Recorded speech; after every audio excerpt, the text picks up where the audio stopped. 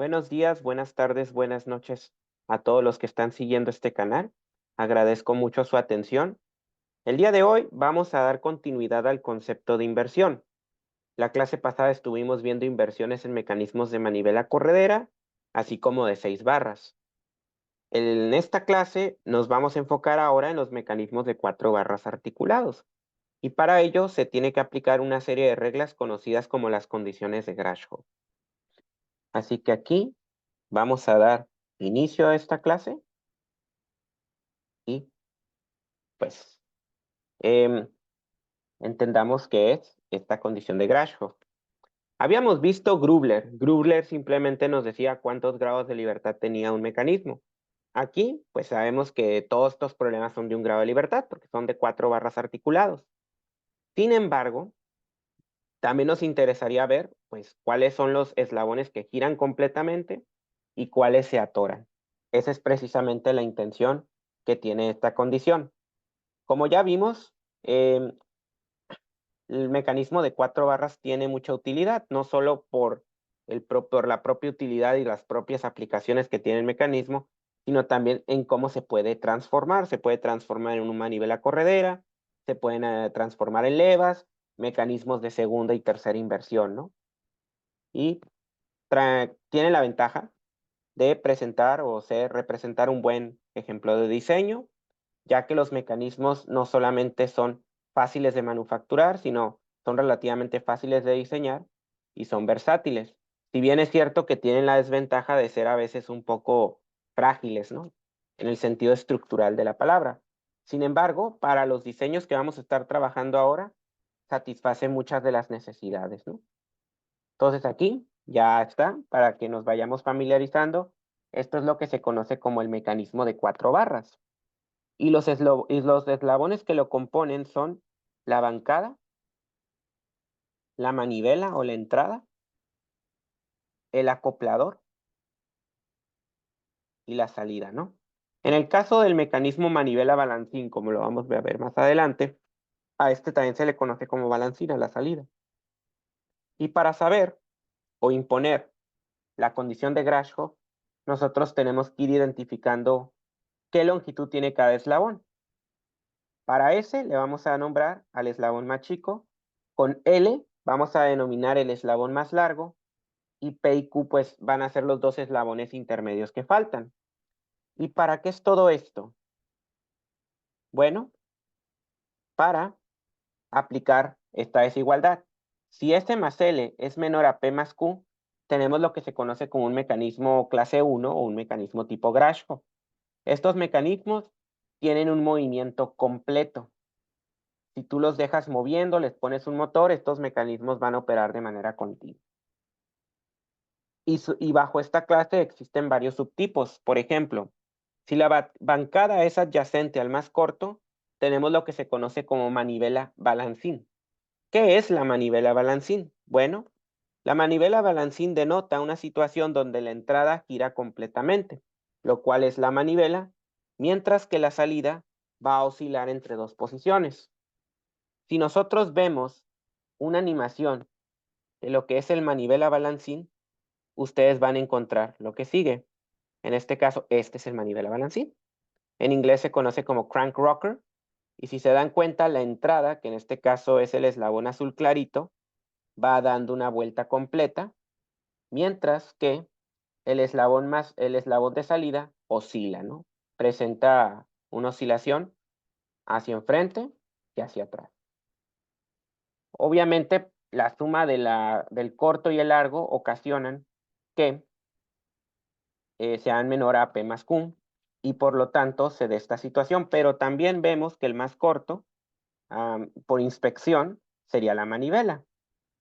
Como la manivela es adyacente a la bancada, no la bancada, sino adyacente a la bancada, nosotros tenemos como resultado un manivela balancín. También dice que podría ser manivela balancín si yo, por ejemplo, invirtiera los eslabones de entrada y salida, es decir, el verde ocupara el lugar del azul y viceversa.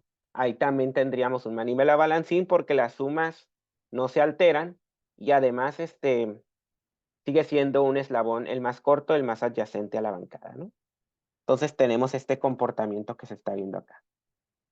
Siguiente ejemplo es cuando la bancada es el más corto. Si la bancada es el más corto, lo que vamos a tener es lo que se conoce como doble manivela. Y aquí tanto la entrada como la salida giran completamente. Para eso, vamos a volver a ver un ejemplo. Y ahí está. Este se llama doble manivela, double crank. Y si se dan cuenta, el eslabón fijo es el más corto. Eso hace que tanto la entrada como la salida ejecuten una vuelta completa. Y un tercer subtipo es el que se conoce como doble balancín, el caso que nos faltaba, que es aquel donde el corto es opuesto a la bancada. Igual, aquí nosotros podemos ver la animación de qué ocurre con un doble balancín. Y esto tiene un comportamiento peculiar porque ni la entrada ni la salida van a ejecutar una vuelta completa. Lo que va a pasar, el que va a girar completamente, es el eslabón de en medio. Ese sí ejecuta una vuelta completa. Entonces, en los mecanismos clase 1, tenemos por lo menos un eslabón que ejecuta una vuelta completa. Ahora, se preguntarán, ¿y qué pasa si no se cumple esta desigualdad? Tenemos lo que se conocen como mecanismos no Grashof o triple balancín. Aquí, por ejemplo, tenemos que la suma de C más L es mayor a P más Q. Esto se conoce como mecanismo tipo no Grashof o triple balancín, obviamente con sus tres inversiones, ¿no? La 1, la 2, la 3 y la 4.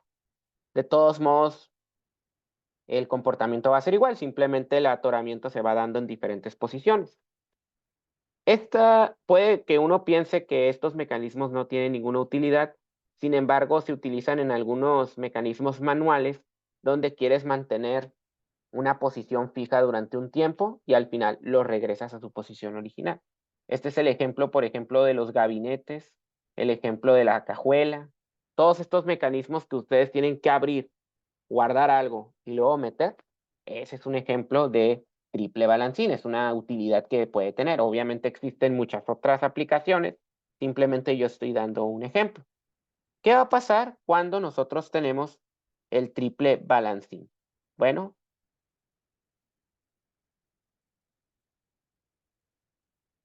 este no tengo animación, pero prácticamente lo que va a pasar es que ustedes lo mueven a un lado y se va a atorar.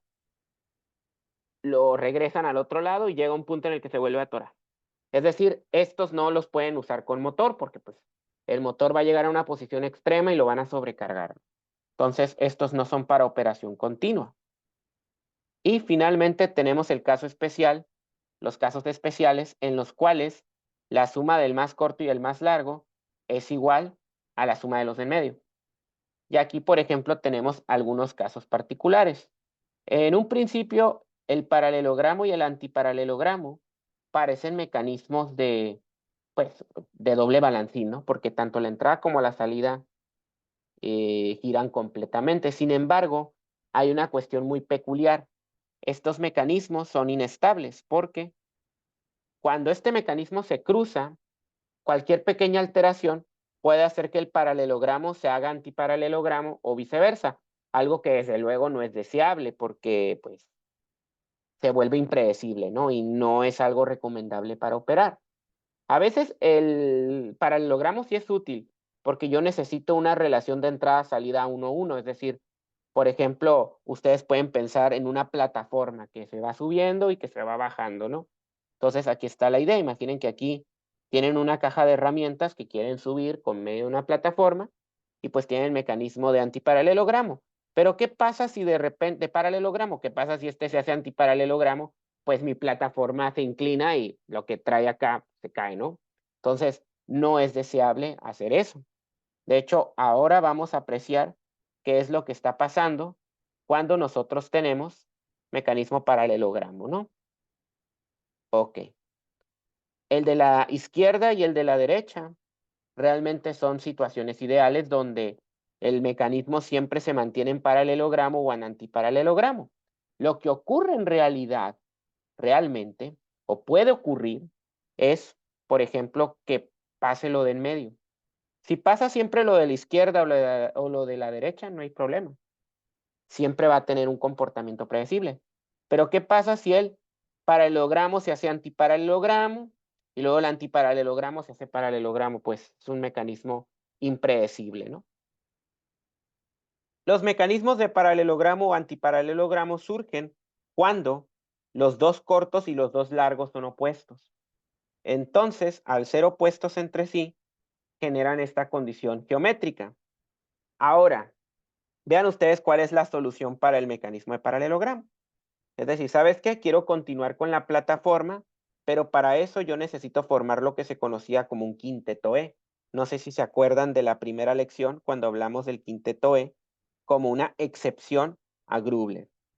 Y yo les dije que esto en realidad es una extensión del mecanismo de paralelogramo, que el mecanismo de paralelogramo pues sí sigue las reglas de Grubler.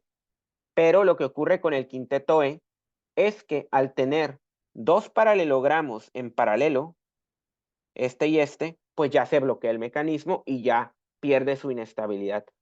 A pesar de que los grados de libertad no se cambian y uno puede pensar que es redundante agregar, por ejemplo, este eslabón de acá y extender la bancada de abajo, en realidad lo que estamos teniendo es estabilizar el mecanismo para que no se bloquee. O más bien para que se bloquee y no haga este intercambio, ¿no? Otra opción es, por ejemplo, lo que se conoce como la forma deltoide o de cometa.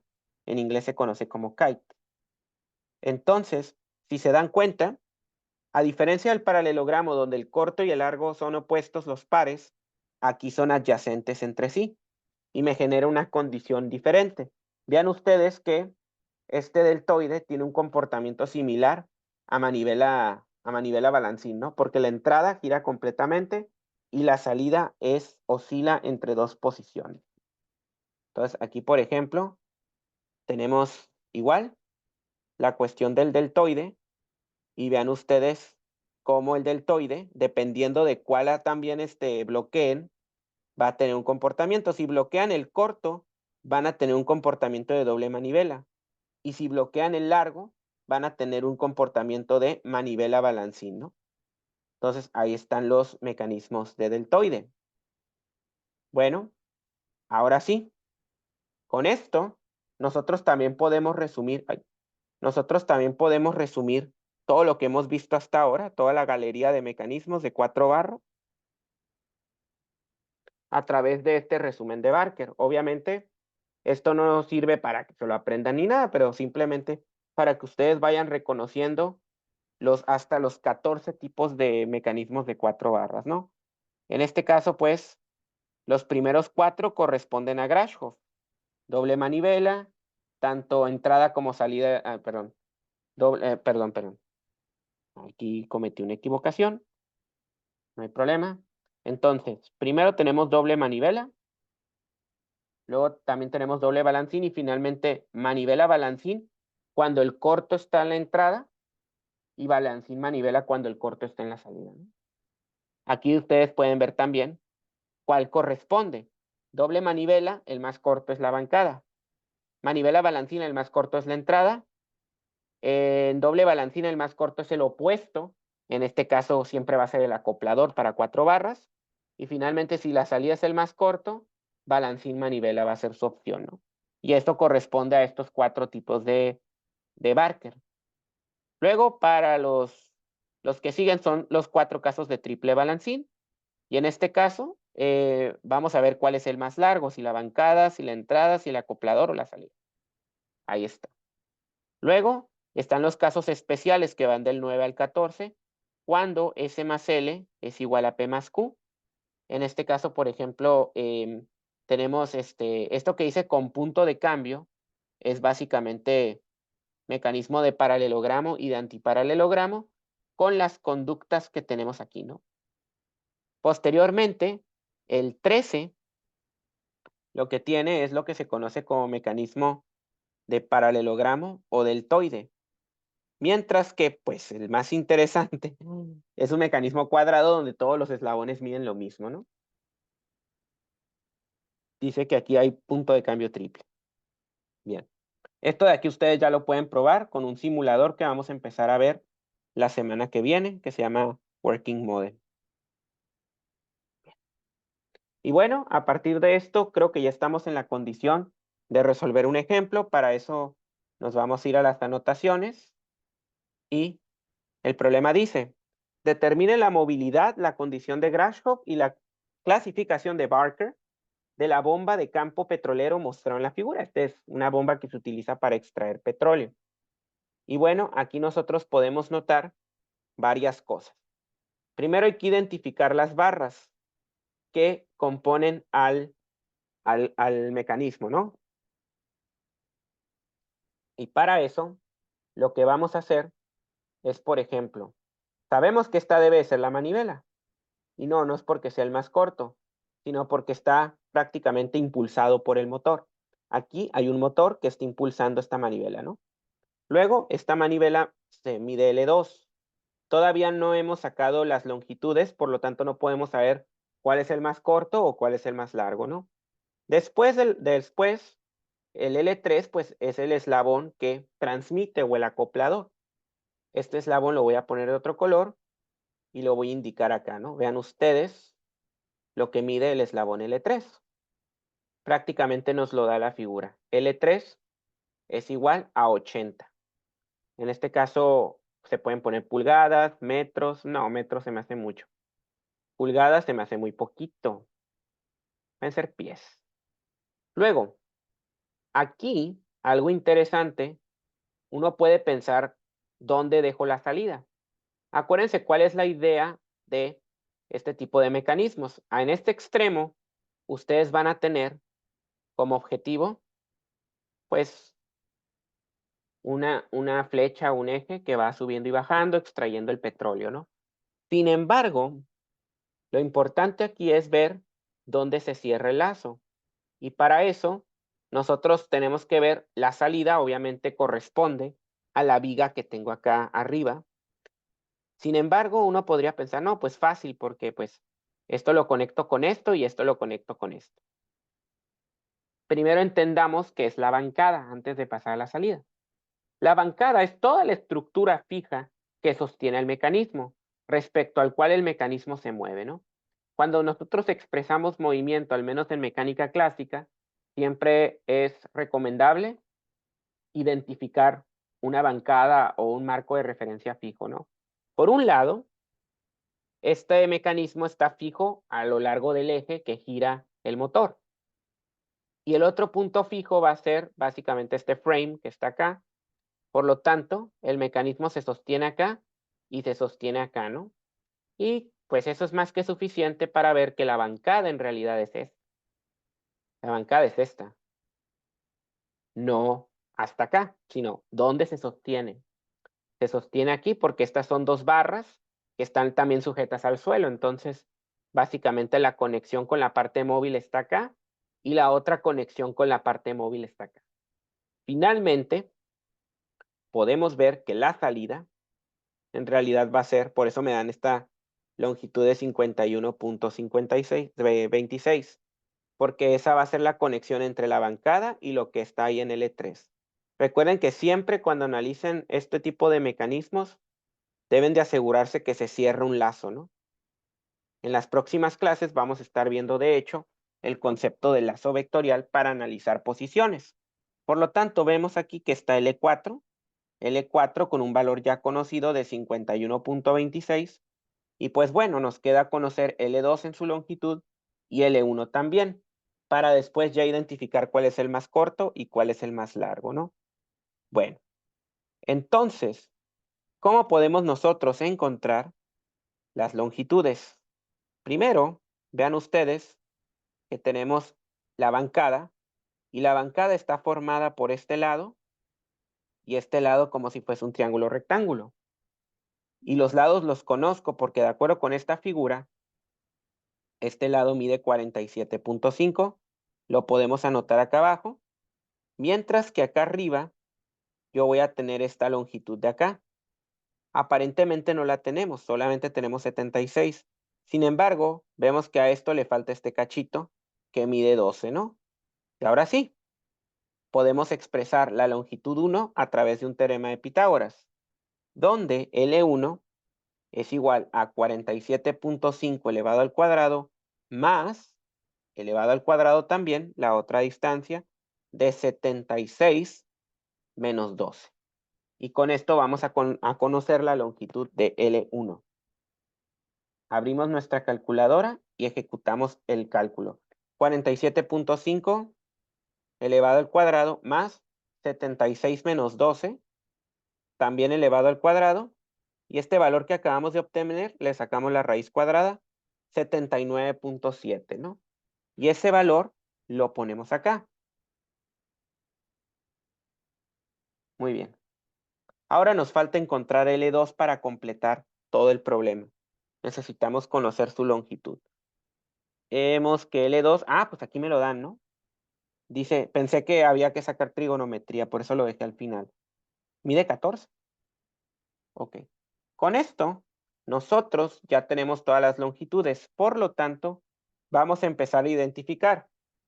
Obviamente la manivela es el más corto. El más largo por poquito, porque 80 es mayor a 79, es el de 80. Y pues este y este son los del medio, ¿no? P y Q. Dicho esto, aplicamos la desigualdad de Grashof. En este caso lo hacemos de la siguiente manera. Sumamos S más L, que S más L pues es 14 más 80, lo cual nos va a dar 94 pies. Y P más Q nos va a dar 51.26 más 79.7. Si nosotros ejecutamos esta suma, vamos a obtener como resultado 130.96, ¿no? Entonces, con esto nosotros podemos ver que S más L es menor a P más Q. Es decir, es un clase 1 de acuerdo con Grashof. Ahora, dentro del clase 1 de Grashof, ¿qué tipo de movimiento va a tener? Si se dan cuenta, el eslabón más corto es la manivela. El eslabón más corto es la manivela. Y como tal, podemos ver que dicho eslabón